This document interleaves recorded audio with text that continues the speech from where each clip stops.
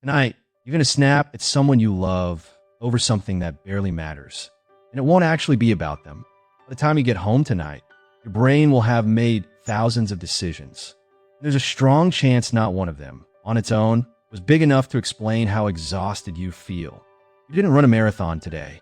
You didn't lift anything heavy. So why does your brain feel like it's been hit by a truck? There's a mental cost buried inside ordinary choices, the kind so small you don't even register them as choices. By tonight, they've already quietly spent your focus, your patience, and your self-control. Researchers call the pattern behind this decision fatigue. And once you understand the mechanism, you'll start noticing it everywhere in your own life. In the next few minutes, I'll show you what's actually draining your brain without you realizing it, and 4 tools that stop it starting tonight.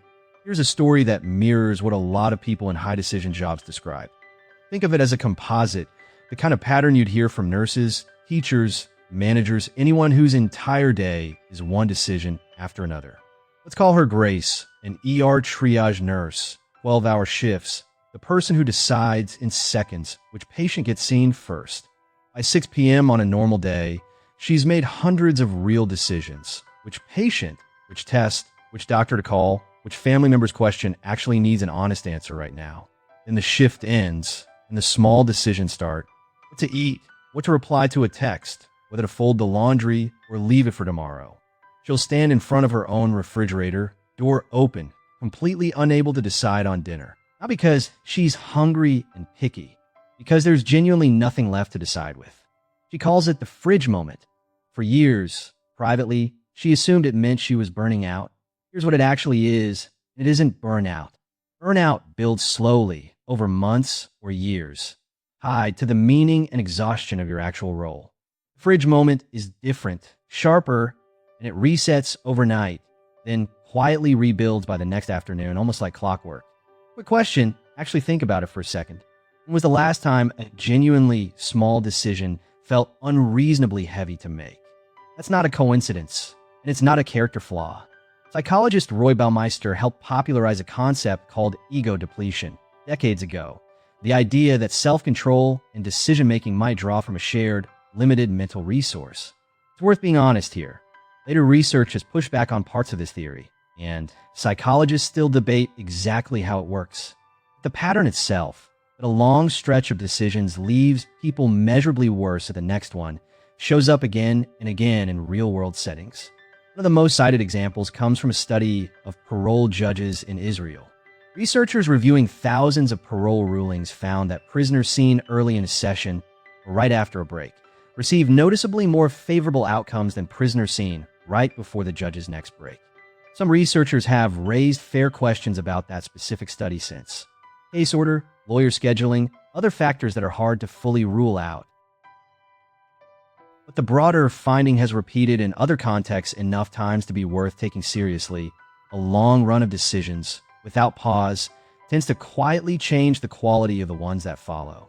Your fridge moment, whatever shape it takes in your own life, might be exactly that pattern showing up in miniature right at your own kitchen counter.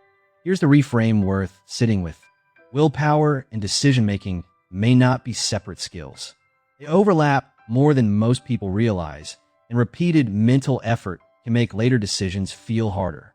Every choice today, even tiny ones, potentially spent from the same account. What to wear, what to answer, whether to respond to that email now or later. Which means the problem was never Grace's discipline. Nobody ever told her the account might have a limit, so she never budgeted for it. Here's the first tool. It's the most well-known version of this fix for a reason. Reduce the number of trivial decisions you make before the ones that actually matter.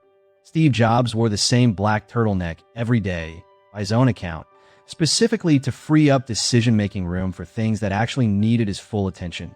Obama gave the same reasoning, on the record, for sticking to only gray or blue suits during his presidency. You don't need a uniform.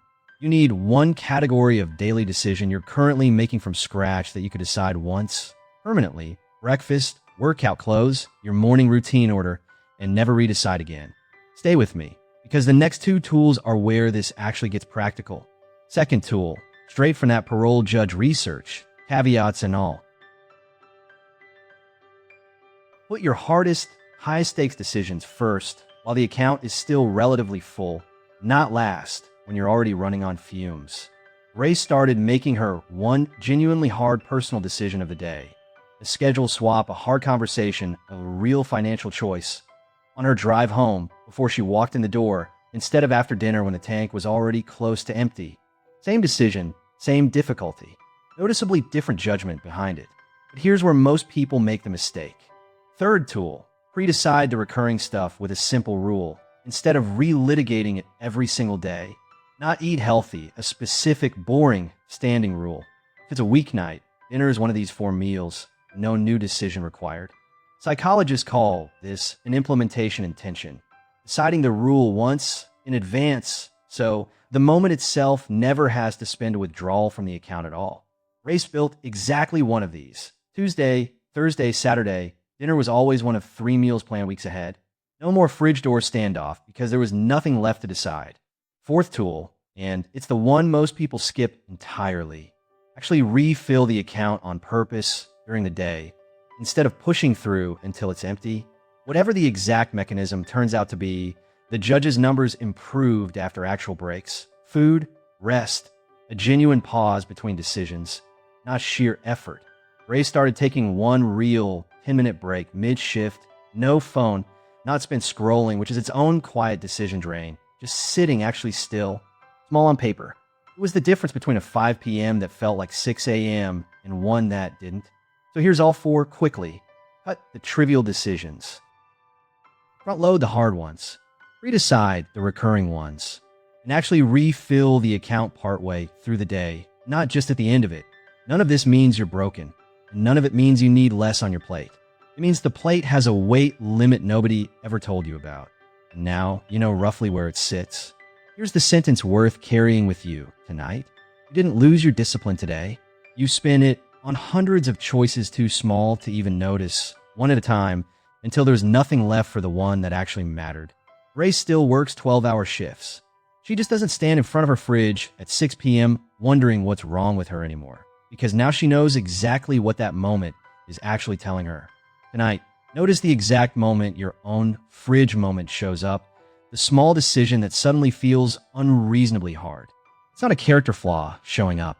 It's your account statement telling you exactly how full your day already was.